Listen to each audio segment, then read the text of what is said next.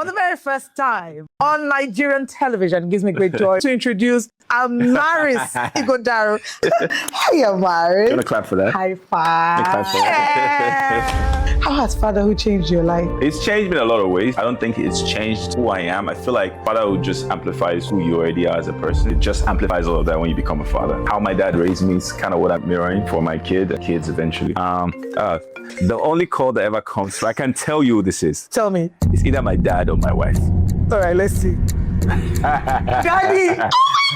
So my dad's a pastor. We used to go to church every day and it was non-negotiable. Mondays was prayer band, Tuesday was Bible study, Wednesday was youth meeting, Thursday was prayer meeting, Friday was choir rehearsal, Saturday the next choir rehearsal, and then of course Sunday. And then the next week you do it all over again. My goodness. So I wouldn't say growing up in a very spiritual house was like the easiest of things. I don't think I have ever enjoyed hosting a wedding as much as I enjoyed hosting yours. It felt like we were hosting a concert within a concert. It was very intimate. None of us was bringing phone to be doing content. Yeah, it was almost like the wedding was the focus. Yes. You are very big on lyrics. Yes.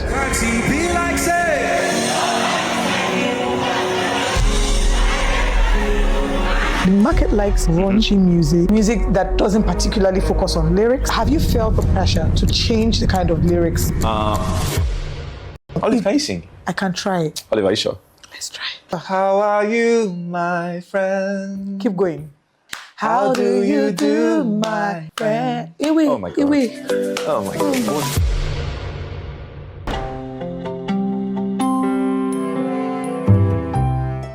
Today feels like a full circle moment of some sorts for me because I'm introducing one of my interviewing one of my favorite people. You can't really say you know me if you do not know that I really, really do love this person. And guess what? They've come with an extra special guest on our set today. For the very first time on Nigerian television, it gives me great joy to not just introduce my favorite, Johnny Drille, but also to introduce Amaris Ighodaro. Hi, Daddy and baby. Hi, Olive. Hi, Amaris. This officially is our first podcast. Officially. Hey, Amaris. Do you want to clap for that? High five. Clap for that. Yeah. Well Thank done. you. She said, well done. We should have mic'd Amaris as well. So good to have you, Johnny. Thank you so much for having me. This is so nice I feel like this is it's been a long time coming. I should have been on the first season. You should have been on the But first it's season. all good. I'm here now. So. Yes, you are indeed. Thank you so much for being here. Thank you for having me, Olive. John Ighodaro, professionally known as Johnny Drille, is an award-winning Nigerian singer, songwriter, and producer known for his soulful sound and heartfelt storytelling. Johnny is signed to Nigerian music record label Maven Records with acclaimed projects and hit songs such as Wait For Me and How Are You, My Friend. Beyond music, he is a husband and father. And today, Johnny Drille is seated at his right hand with Olive Emodi. So Amaris is not really about this life right now. She's like, Auntie, just need to go watch my cartoon. At different points, she'll probably join us on set when she needs to. But it's such a pleasure to meet you here. Yes, on happy the set. to be here, Olive. Thank you for having me. I mean, I'm going to talk about, people don't know our story, but I'll talk about that later. But yes, we will talk about that. Before we talk about our story, let's start with Amaris. I see you're it's so beautiful, Johnny. I feel like I've seen you in different stages of your life. Yeah. I've seen you pre-girlfriend. Yes. I've seen you as a husband. Yes. I'm now seeing you as a daddy. Yes. And it's so beautiful to see. How has fatherhood changed your life? I mean, you can't understate what that does to you. And I think for me, just growing up in the kind of family I grew up in, that I try to emulate what my dad was to me, and more so do it in like a present day father. Of course, knowing that there's a lot that had to do with fatherhood back then that don't really work now. And being a father to a child in 2026, 2023, actually, it's changed me in a lot of ways. But I don't think it's changed who I am. I feel like fatherhood just amplifies who you already are as a person. If you're a committed person, if you're a kind person, if you're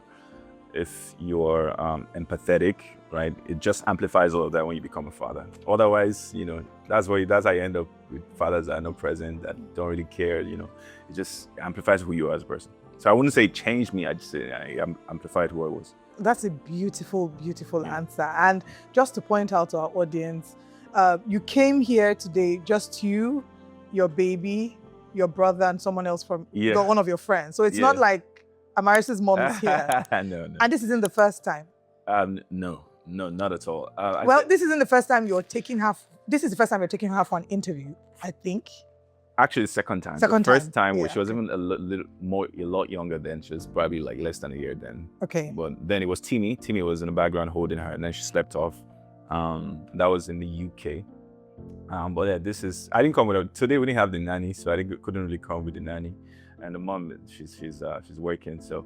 And this is not the first time. I'm pointing this out because there are several times you're like, oh, this week is a bit busy. Yeah. You know, I have to take care of her. Yeah. There's moments like that. I mean, you know, I feel like the assumption most of the time is that, you know, taking care of a child is solely the mom's responsibility.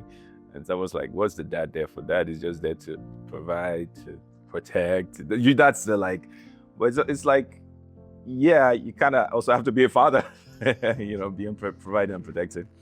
So kind of have to be there. So for me, again, that's what I'm saying, like how my dad raised me is kind of what I'm mirroring for my kid, and I mean kids eventually. Let's talk about I like the sound of kids. Let's talk about your dad and how your dad raised you. I have been honored and fortunate and privileged to meet your dad and your mom. Your parents are such incredible people, and anyone who knows you can tell you come from such great stock. Your father is a person. Your parents are people of faith. Yes, they are. And maybe walk us through what that journey was like for you. Yeah, so my dad's was a pastor first, and then my mom was ordained pastor later on. It's okay, it's fine. The only call that ever comes through, I can tell you who this is. Tell me. It's either my dad or my wife. All right, let's see. Daddy!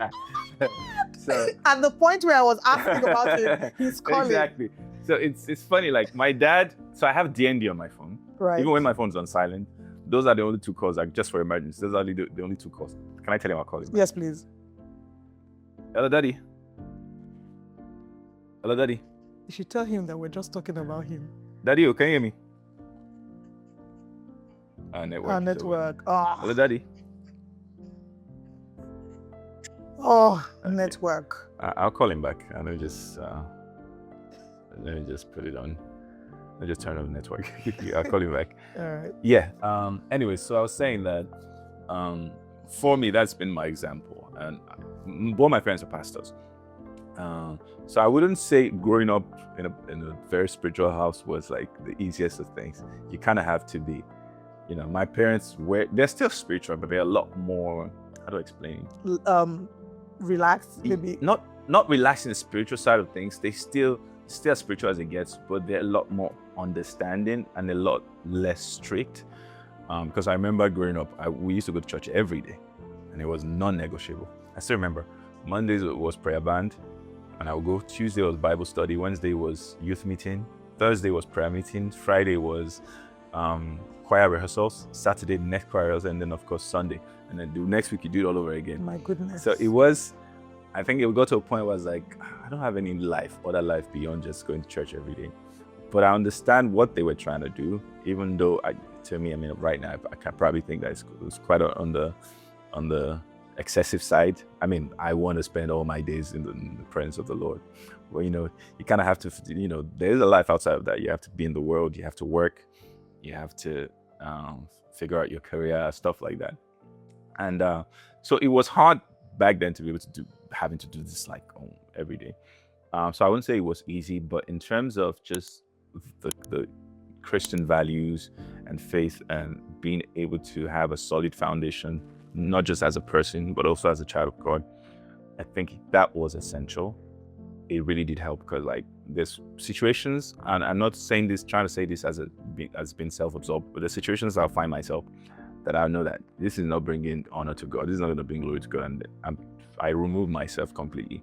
And my circle is very small. Olive, you know that. Like I don't have that many friends in the industry. And there's a reason why. Because, you know, the larger the circle is, the more people get the chance to influence you and alter your principles. And for me, just knowing I've grown up in that kind of background, like it's been like a very solid foundation for me to you know, firmly rooted in. And we all can see there's no one Yeah. who knows you, who comes in contact, for example, with your Yeah. music. Your music is clean, Yeah. and it's something that your show, everybody can come to a Johnny Drille show because you're certain that regardless of wherever you are very spiritual or you're in the middle, you would find something for yourself that would not leave a sour taste in your mouth. Yeah. But at the time that you then said to your parents that you wanted to come into the entertainment industry, how's their reaction? Olive, you don't want to know. Imagine you're the head of a church. You're not just the head of a church, you're the general overseer of like a church with multiple branches all over us. And then your first son, not just your child, not your second child, your first son decides that he wants to make a love song. And then, it wasn't easy. And I try to put myself in their position. I knew it must have been hard, Ideally, it'd have been like, okay, the first son, take after the things of the Lord, preach in church, lead praise and worship. But not too late to do. I mean, again, if the call changes, if my conviction changes, then what am I? I'll follow it now. But as it is right now, and as it's always been, my conviction, the conviction in my heart was entirely different. I never felt like my music was for church, even though I loved to fellowship in church. I was music director in my dad's church for like almost 10 years. So, and it was some of the most incredible years of my life. I still love to go to church every Sunday, especially now that I have a kid, but I always knew that I always felt like my music and the conviction in my heart wasn't for that purpose. There were other people that are feeling that. There are other people that probably do a better job. Even right now, I still don't feel that conviction too. But I knew my place was outside of the church. Again, it's hard to explain, but in the most positive of ways. So I understand my dad, it was noisy. So, what made him switch? I think he saw that the music was doing good and it was positive, and he would come for this. Again, I feel like this even happened way before the shows. I think it was just a general feedback from the public. It was like, oh, he's not saying anything wrong. He's not saying anything lewd or dishonest or worldly. He was just singing about love. It's funny, Christians over time always found a way to run away from speaking about love, and it's almost like it's the one thing that it's too carnal to talk. And we all fall in love, we get married, we have beautiful lives. Our whole lives centered around the idea of love, whether it's agape love, whether it's love of man and wife, love between friends, and all of this is all in the Bible. Songs of Solomon. I can't count how many times in my life I've heard that verse, that book in the Bible come up in church. It's like, is that one? It's maybe during wedding ceremonies when they are doing the vows or something. They say, "Oh, my love is like this one, the Songs of Solomon." They hardly read it. Yes, it's there. Let's not shy away from it. In fact, there's some. Even me, sometimes I used to read Songs of Solomon. I'd be like, "Whoa." Like, how can this be the Bible? And I feel like there's a purpose for everything. There has to be a purpose for it. But again, it's a conversation for another day. It is definitely a conversation for another day. So then they've now come to accept the kind of music that you've done. Yes. You have stayed consistent over the years, even in yes, I see that there's been also a slight shift in your sound. I will come to talk about that, especially in your latest album.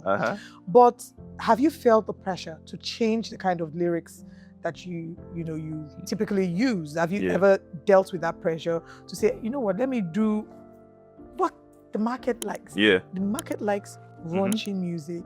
Sometimes music that doesn't particularly focus on lyrics. You are very big on lyrics. Yes. So have you felt that pressure? If you're in the music industry, in fact, I feel like another name for the music industry is pressure, because there's constantly pressure all around. And it's not a straightforward answer in the sense that, there's pressure, internal pressure, there's pressure from the label, there's external pressure from the fans, So, and it's not that the pressure is bad. Everybody's trying to see you win. Everybody wants to win. You as a person want to win. Your label needs to win because they're pumping money into your art, into marketing. They want to see, and then the fans also want you to win.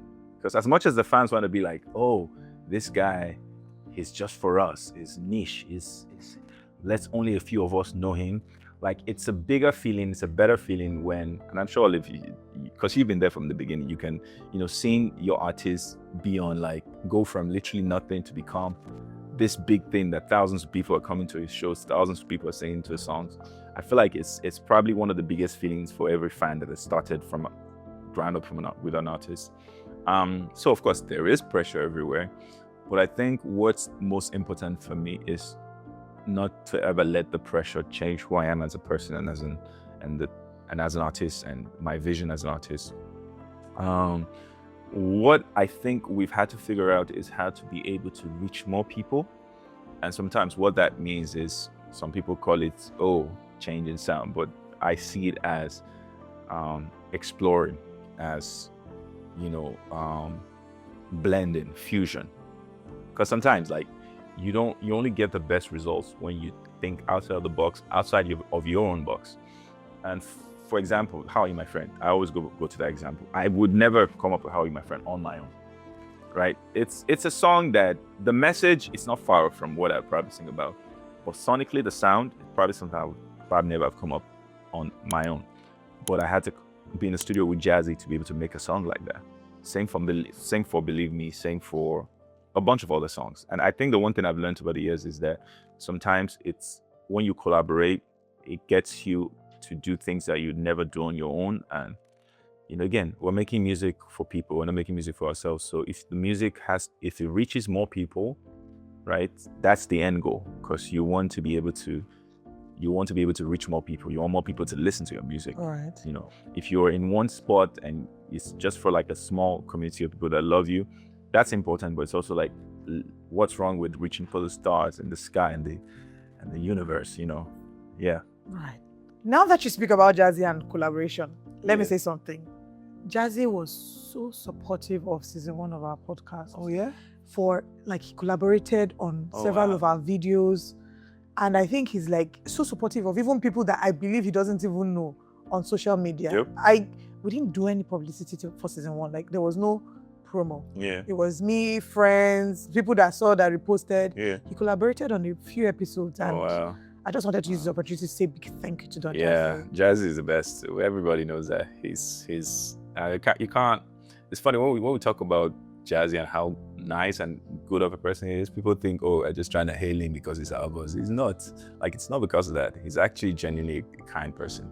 And I think for him, he's supportive. Just see all the artists that have come through him, right? Yeah. And I feel like he's in a place where he's going beyond artists. He's just supporting Creators. creative industry, Yes, he is. That's incredible to see.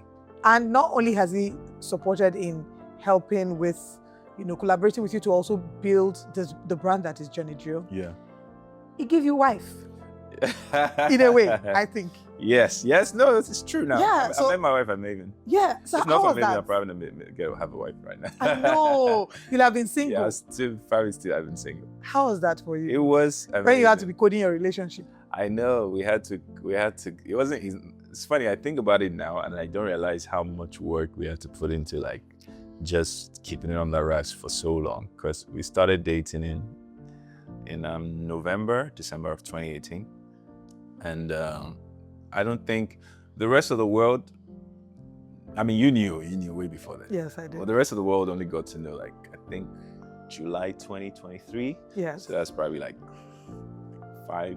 almost 5 years or so.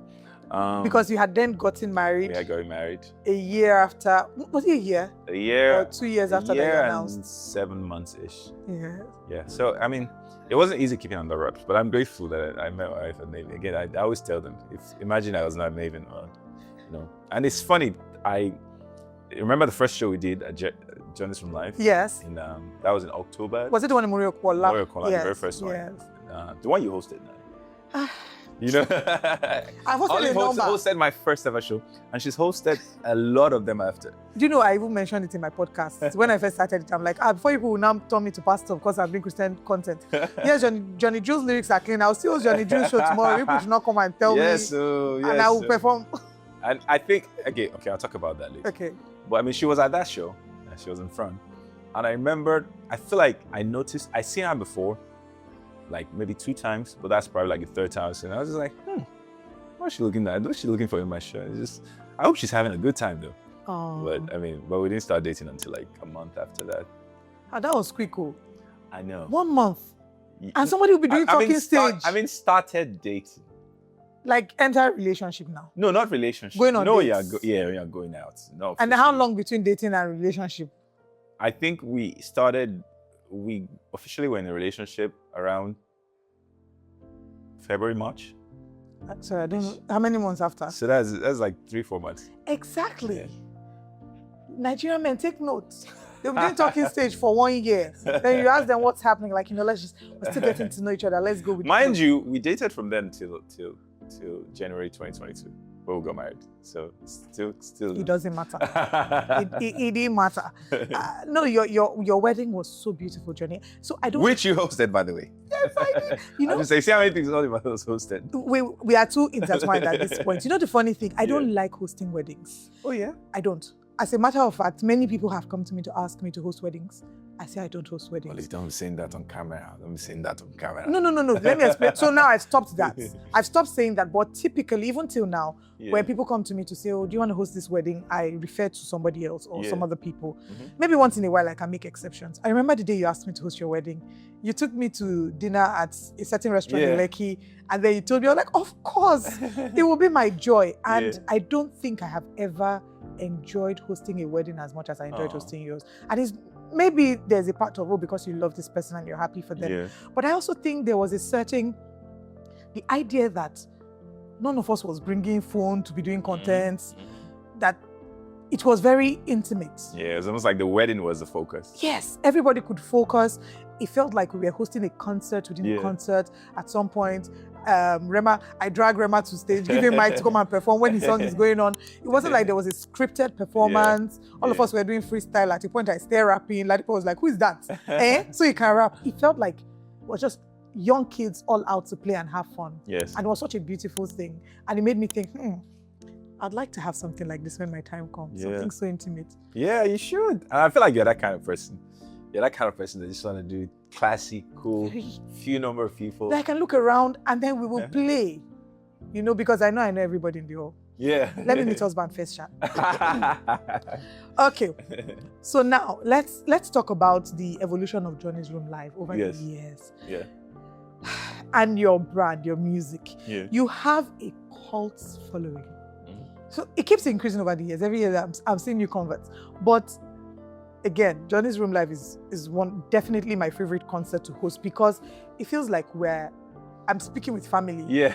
There are people that we know each other, and let's just talk about how that feels. And the fact that you're personal with your fans. Yeah. You try, I know it's hard, but you try to have like a personal relationship with your fans. Yeah. How's that been for you, the evolution over the years and, the relationship with your fans? So, when people say cult, I usually would say community. Yes, yes, that's a better word. Yeah, because it's funny because I'm performing in a city called Winnipeg that I've never been to in my life, and there's like at least 800 people, John Drill fans in there, and I'm like I didn't even 5 months before I didn't even know this place existed, but I'm performing in a place that has John Drill fans in there, and being able to tour the UK, tour Canada.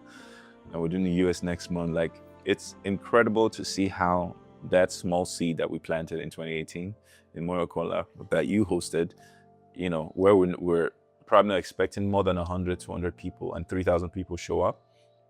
I think that in a way it's changed my life as an artist, just in general, to realize what is even possible, and it made me realize that you have no idea the amount of people that are listening to you, that are invested in you as an artist.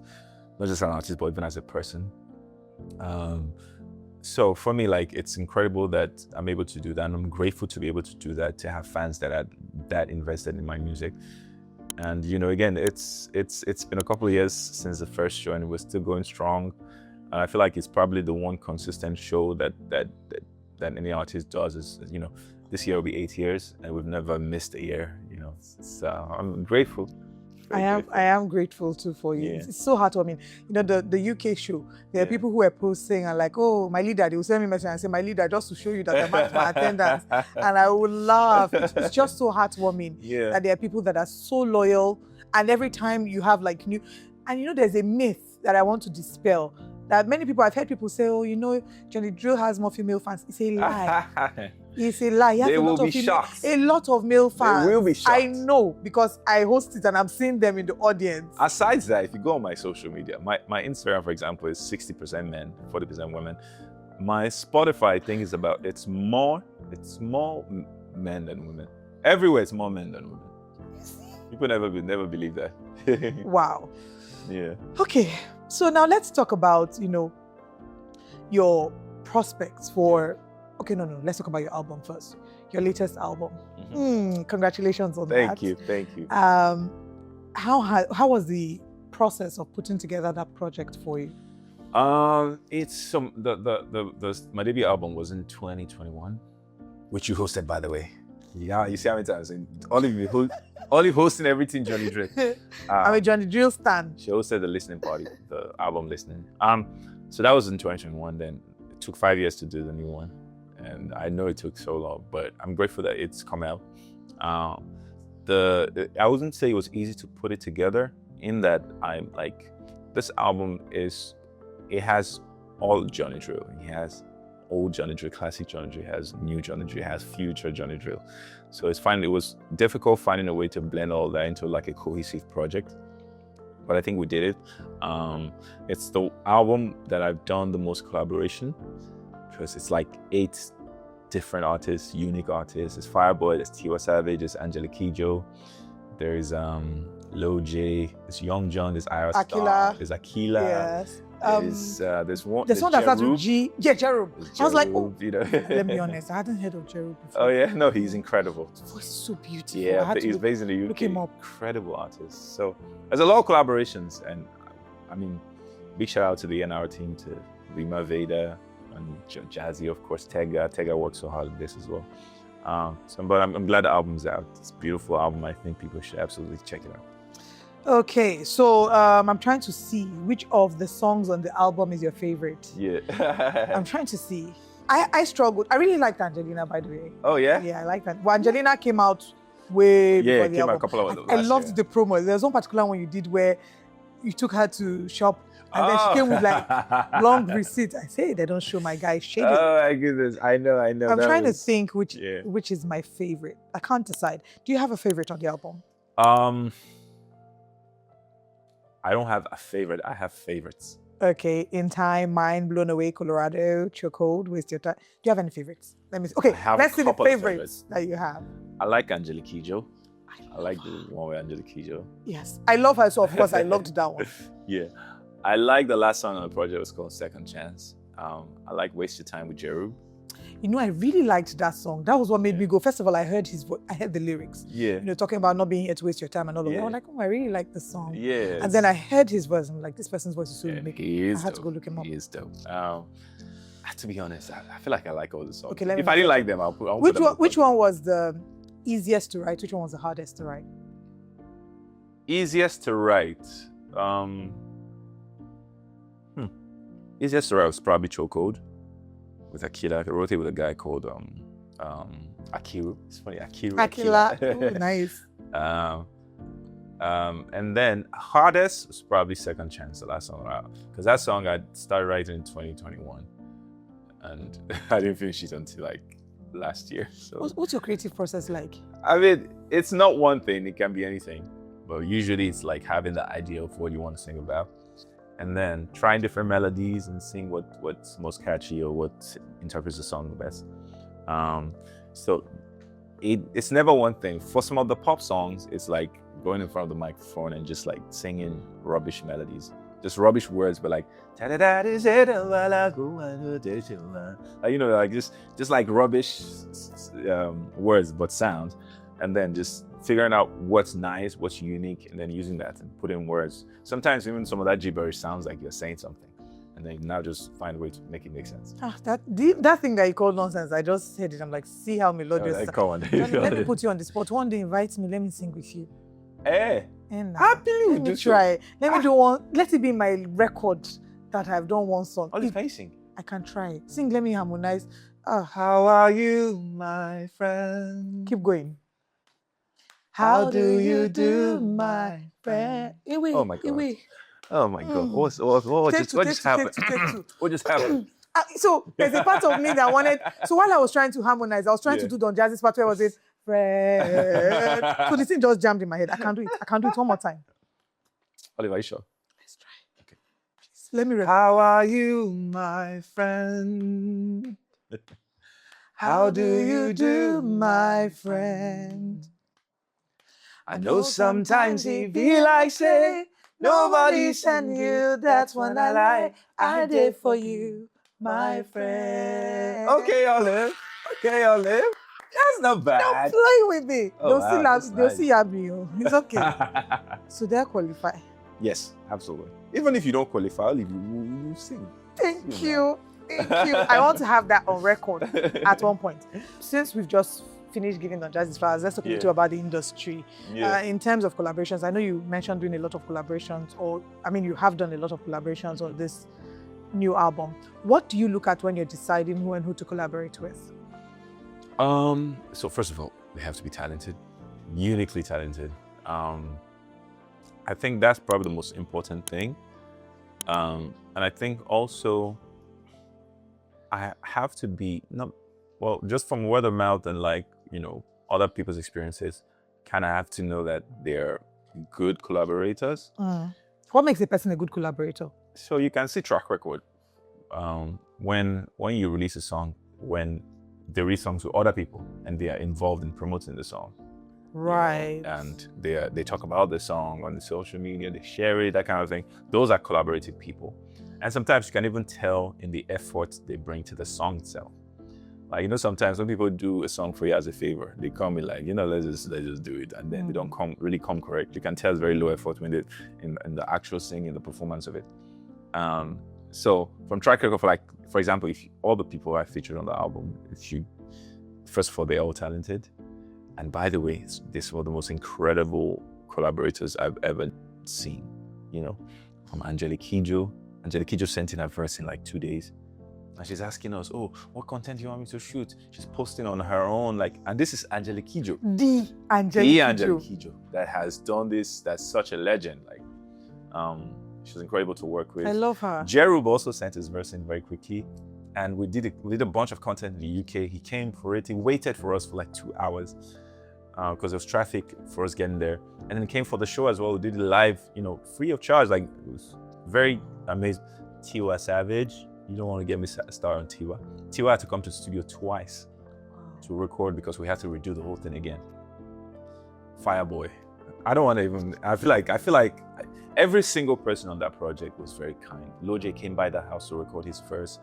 Fireboy, multiple times we had to shoot content. It's just some of the most incredible people I've worked with, and I'm just blessed too. So yeah, sometimes you can tell sometimes even the person. You can always tell that this person is a kind person and who will be collaborative.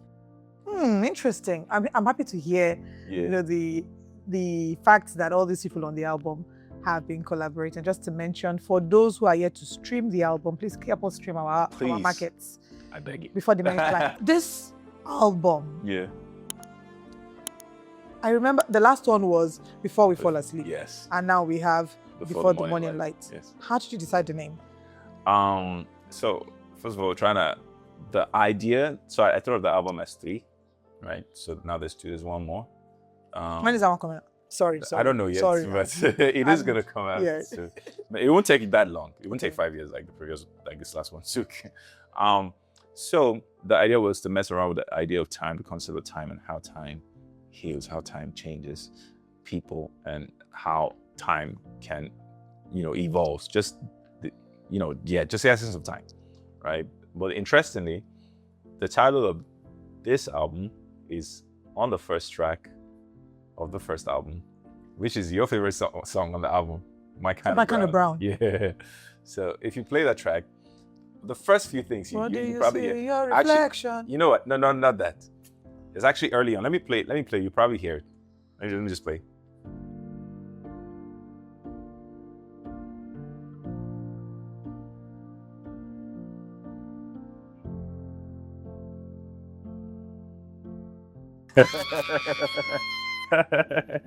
So so it was just there the whole time. People just didn't pick up on it early enough. So when you do the puzzle for the other one, I think I'm going to be the first to know the start. It is on that track as well. Nice. I'm not going to ask you because I think I already know it in a sense. I've just played it in my head. And I'm going to ask you off camera. Okay. Let me ask you, this part will not go on air. Okay. Yes. I knew it. Okay. How's the reception of the album been so far? So far, so good. I mean, a lot of the fans are upset it took this long to release, but I mean, we're here. It's finally out. It's been good. Because the thing is that when I released the last album, of course there were fans, but not this many. So a lot of people have joined along the way, and they're enjoying a different genre Drille. I'm sure by the next album, it's probably going to be a slightly different genre Drille as well. Have you ever released a song and thought to yourself, I don't know if this song is going to do well. Let me just still release it, yeah? Every song that I've released, Really? I don't think anybody ever knows what a song is gonna do. You kind of just have faith and just do your best and put it and just let it go.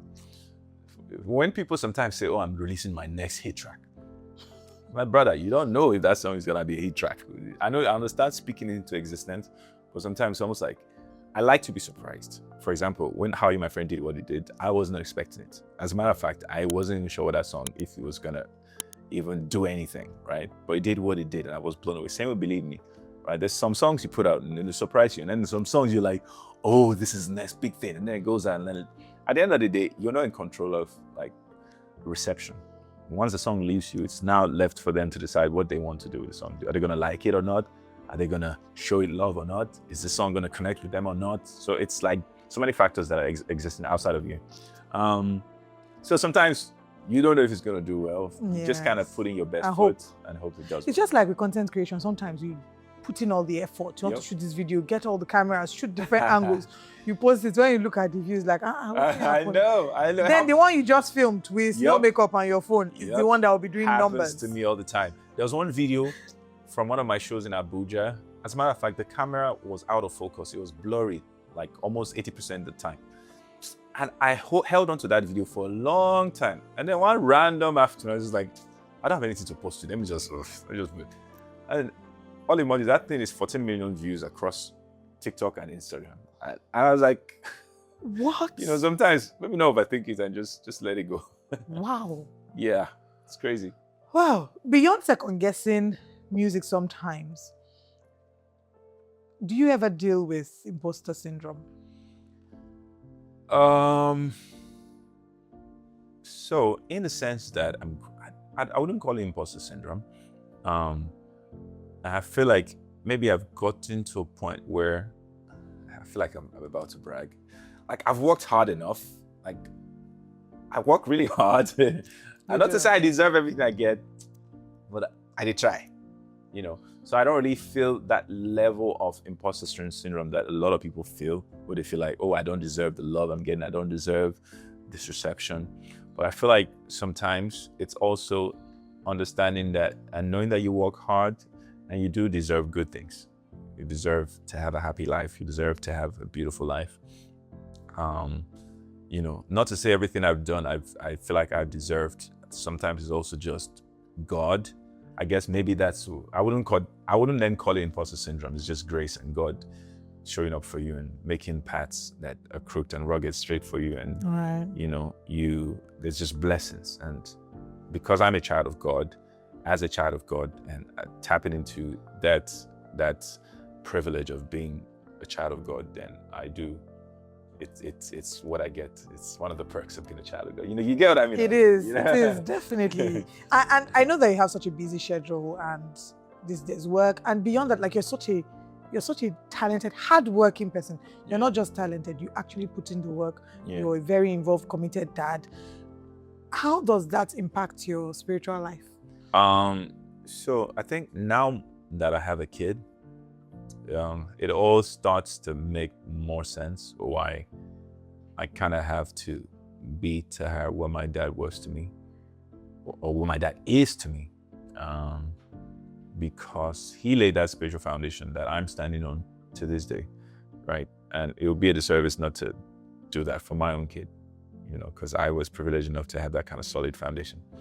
I'm a lot more, because when a child is born, and even as a husband, you're in a way put in a role of a steward where you're not just a protector, not just a physical protector, but even spiritual, and then you have to look out for your own family. You have to be there for them spiritually as well. So it's a responsibility that I know I have now as now even more that I'm a father. So yeah, I understand that, and I want to raise my child in the way of the Lord, and because it's a crazy world we're in now, and I don't know if you know Olive, but it's a crazy world we're in. Yes. There is a lot that there's a lot more. I feel like the kids that are going to grow up in this generation will need a lot more guidance than any of the previous generations had. There's a different type of challenge. It's a different era, different set of challenges they have to face. And I do hope, I pray to God that I have enough grace. Does that scare you? A little bit. And I feel like every parent, every caring and concerned parent would be concerned for the child that they're. I mean, now she's still 3 years old, so she's still in, pretty much with us. But then when she has to go to school and has to mingle with other people and all the set of principals, people are whispering things in her ears, peer pressure. It's going to be important that she has a solid foundation now before she goes out there and has to mingle with so many different people and ideas. So it's, yeah, I do understand how being firmly rooted in Christ is important as a leader of a home. Right. The fan asked if they're going to see you do a lot more covers. I've always done covers. That's never going to stop. I started covers like way before I got signed. And after I got signed, I continued to do covers. So it's my thing. The Johnny's Music Monday series, it's my thing. So every now and then when I release like a song or release an album, we'll take like a little bit of a break so we can promote that album. But after that, we'll come back to doing covers. So it's always going to be there. All right. Now, is there anything so two things. Yes. Is there a misconception that people have about you that you perhaps want to shed light on? And is there share with us something that people probably would never guess about you? It's funny, every time I get asked that question, my mind goes blank. I know. Because for me, it's like what you see is what you get. Like, I don't have anything that I'm hiding up my sleeves. It's like something that nobody knows. Because off the top of my head, for myself, for example, I would say people see me and think, oh my gosh, she's such a ball of energy, which is true. But as much as, and they think, oh, that means she's going to be very extroverted. Yeah. But I also have a very highly introverted side that wants to stay at home, doesn't really want to go out if I'm not going for work or to church. I really don't want to go to parties. I can see that. I can see that, Olive. So like, I mean, maybe it's because I know you. Yes. Right? Again, I feel like I'm sharing that as well. Because people see me talk on this interview right now. People don't know that. They see you and they think everybody knows that Johnny has a very quiet side. Exactly. So I mean, or is it just me? I'm thinking maybe it's because, do you guys see him and know that he has a quiet side? Because I want to imagine maybe it's because I'm his friend. Right? No, I am quiet. So I feel like that's what I'm saying. Like, what you see is what you get. And I feel like I talk, when I do interviews, I talk quite a bit. And so I'm even self-conscious. Am I talking too much? No, Am you're I not. answering too long? Nope. Beyond doing like interviews and like doing shows. For example, if you see me on my shows, right, I'm a different person. I don't know how to explain it. Like sometimes people see, oh, that guy on stage jumping up and down, being chatty and very chatty, whining everybody. It's like, yes. Is that easy? I'm like, no, after I leave that stage, I just quiet. I want peace and calm, But again, I'm on stage. It's like I'm sharing a moment with the fans. I'm a different person. It's hard to explain who I am on stage. Maybe at some point I'll figure it out. But when you get on stage, it's like you take on this different persona, and you have to be this person for the fans. But then after that, you go back home and you just want quiet, you just want peace. I can totally relate to that. The last Johnny's Room Live that I hosted, by the time I was... Olive, I saw you were dancing, you're busting moves. Johnny called me and said, Olive, now me do show, but I dey see you everywhere. Because before you came out, there was a time, and honestly, if you've never seen a Johnny's Room Live experience, I'm sorry. Like, it's an experience that you must have at least once in your lifetime. It's just that when you have it once, you want to have it again and again. Yeah. It's so much fun. Yes. The hours before you come up, when we're doing the engagement with the audience. Yeah. And I did it with, what's his name? FX. FX. Yeah. It was, I think that's my favorite Johnny's Room live yet. The one before was so good. I think I was wearing like a blue outfit. It was so good. So, you know, when you've done like, you've had so much fun, in my head, I'm thinking, oh God, can we outdo what we did the last time? And then we superseded it.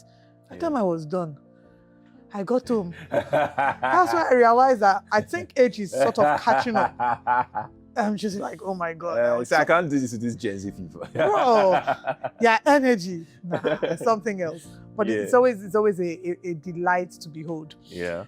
Seeing that I've already like perform on Johnny's stage, because I have videos of me performing on your stage. I think that, and the audience were agreeing with that, it's time for us to do a song together. Oh, okay, I wasn't expecting that.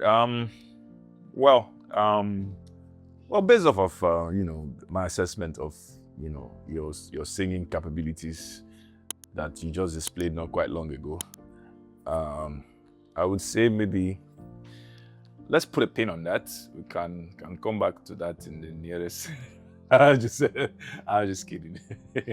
Olive, if you want a song, I will do a song. Okay, I want a song. Oh yeah, then let's do it. Done. Thank you very much. So watch out for.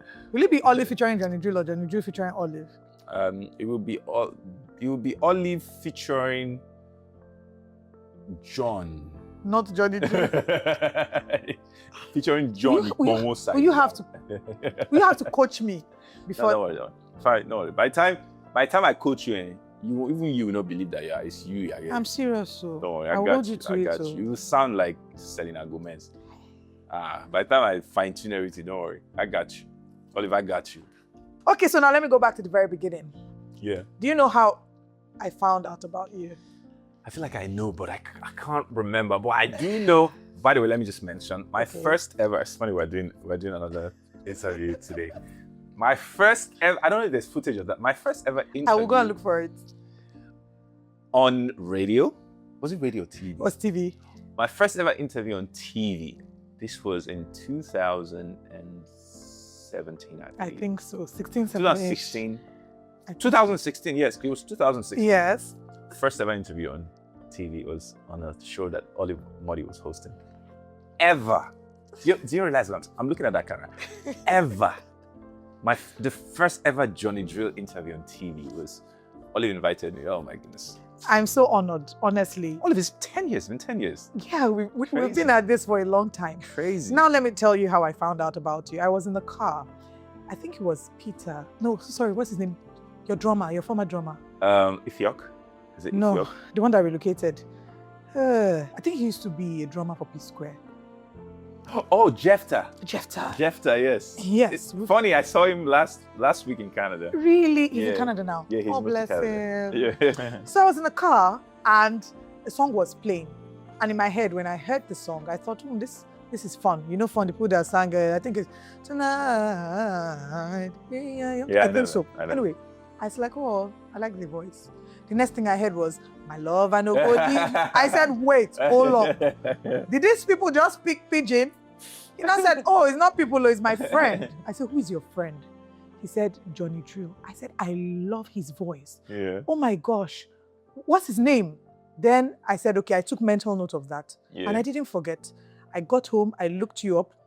I think you had like 500 followers on Instagram. Yes. So I sent you a DM. I'm like, hi, my name is Olive. I heard your song. I really like your voice.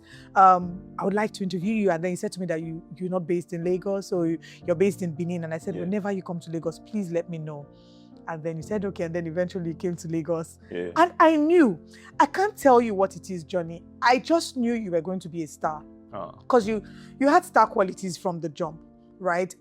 Your voice was incredible. So much so, and I am still so passionate about your brand. And at a point, I considered managing you. I know. We now had that conversation, and I said to him, I don't know that I will be committed enough. This was before you signed with Maven, I think.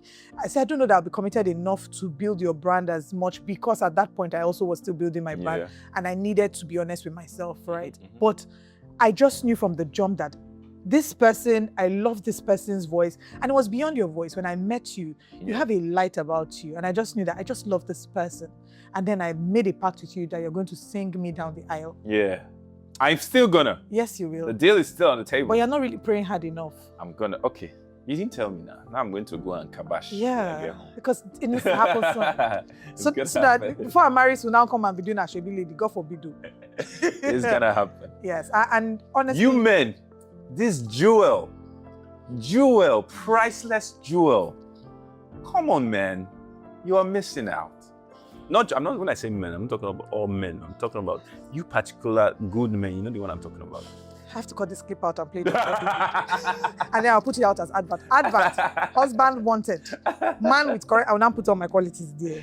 But honestly, Johnny, it gives me great joy to see your evolution over the past decade. And I'm so proud of you. Thank you for being there. You know, I feel like you've been a part of the journey from like the get-go and every single step of the way. And it's great that we're still friends till now. You know, usually like, after a while, they kind of fall apart. Yes. One person goes in, but it's like and Olive, you know that if you call me any day for anything, I'm going to show up. The same way you know that if you call me. Yeah. Like you don't have to think about it. I'm just a phone call away. And the one thing I want to mention is how the Johnny people see in terms of your personality and your simplicity is who you are outside is who you are on the inside. You're really a simple person. And you've been able to maintain that simplicity over the years. Yeah. One thing that people say oftentimes with public figures is that you start at the beginning and before you know. So, I know. kudos on that. Well done. Thank you. You too, Adi. Thank you so much. Are you ready for scripture, Ja? Scripture what? Ja. Oh, wow. Okay, let's go. I'm not ready, but let's go. Let's go. Yeah.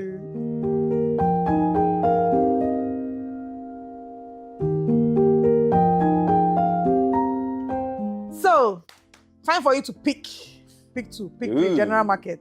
What's this about? So there are different scriptures in here. Yeah. You pick it and read and see if it means anything to you. Oh, okay. From where you're coming from, where you are, or where you're going to. It could speak to your journey as Johnny. My journey as Johnny. Don't leave me. Okay. So go ahead. You pick anyone. Just to fit this in, to mix it well. Alrighty.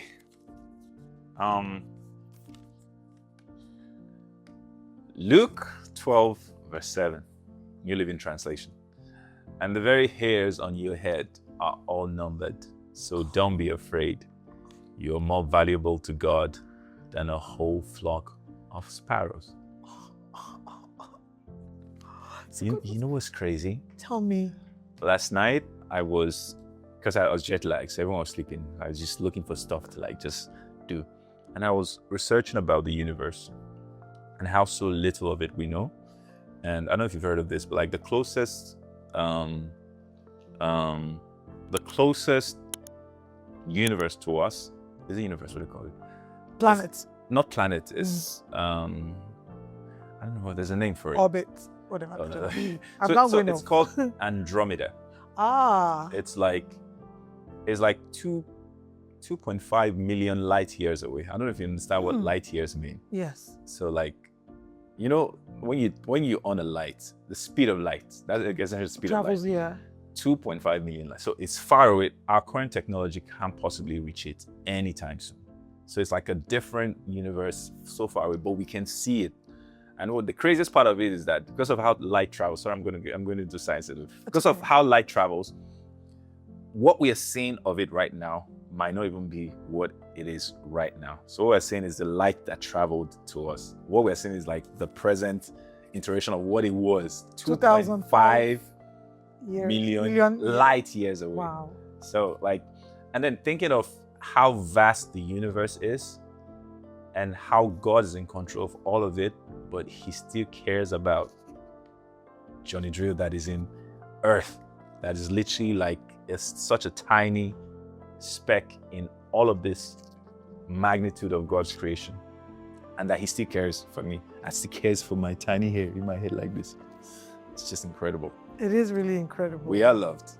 We are indeed. We are loved. We are. Thank you so much, Johnny, for joining me. Thank you so much for having to me sit on this. at his right hand. Yes. Thank you. I'm really on the right hand. Yes. What about you? Should be on the right hand. God is here. We are all on his right hand. We're all on his right hand. If you're still watching, we'd like to please ask that you like this video, share, drop a comment. The more you like, the more you share, the more the algorithm tells other people to watch this video, because it really is great content and there's so much to learn from. It's inspiring, it's entertaining. I mean, we had the Johnny Drille. So please, please, please support our market. Thank you so much. What's good? I go by the name Johnny Drille. And right now, I'm seated at his right hand.